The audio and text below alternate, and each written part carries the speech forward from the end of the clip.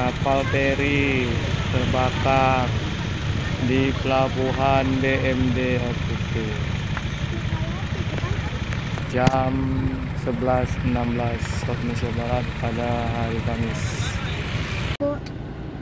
Jendela kita tutup. Apa?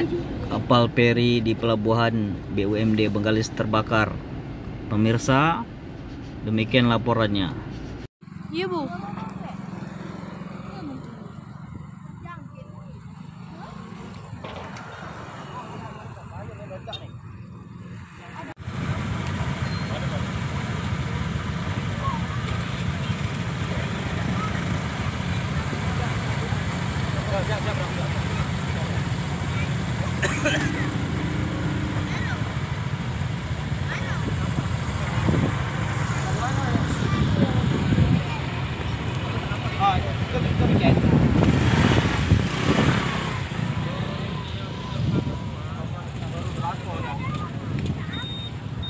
Jelajahi cara baru mendapatkan informasi. Download Metro TV Extend sekarang.